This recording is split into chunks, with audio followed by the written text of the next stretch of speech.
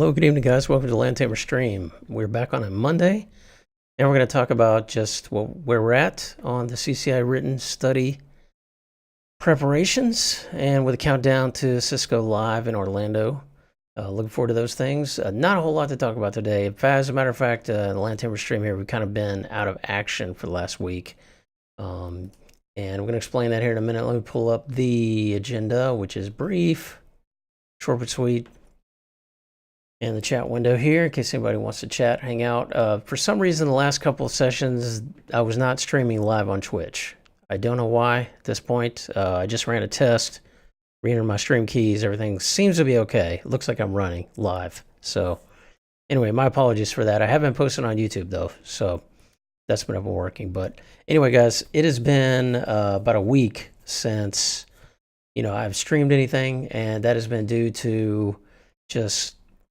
It's been a long week work-wise, and that happens, right? When you're studying, you would love to spend all your free time studying if you could and not have any overtime or any issues come up at work, which require your undivided attention for often very long hours, day and night. And that was this last week. So some of the things were already planned, but they just had to be shifted up in the schedule due to some issues that were encountered. And what can you do? That's what, that happens. That's life.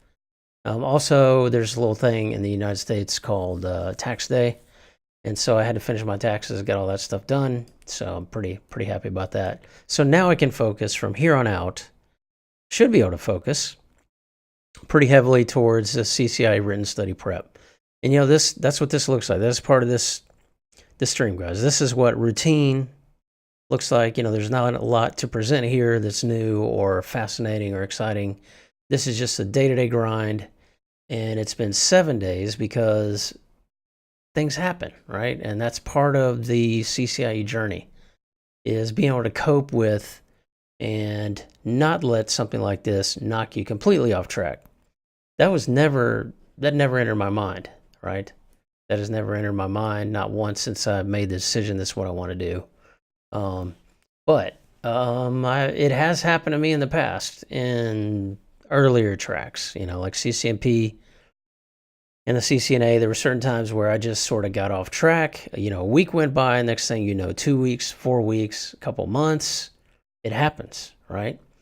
And I told myself today, all right, the dust has settled. Now is not the time to say, okay, I want to take another week off. I had a really rough week in terms of stress, etc., sleep. I haven't even been to the gym in a week. That's going to change tomorrow. But I could have said, well, all right, let me just go ahead and give myself another week break. Well, that's where that starts, right? That's a slippery slope.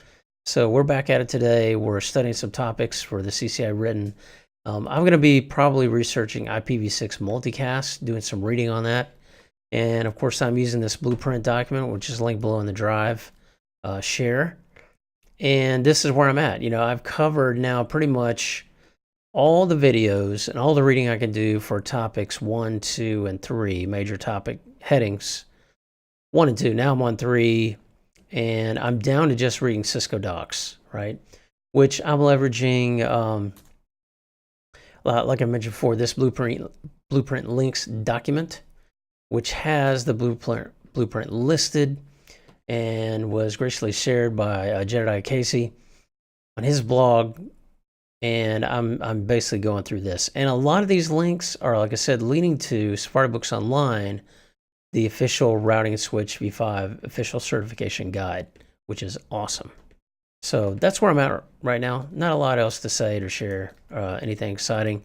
Just grinding away, folks. I do have a couple meat chunks. One is DNS Resolver 1.1.1.1. It's a pretty interesting development. Supposedly this new resolver by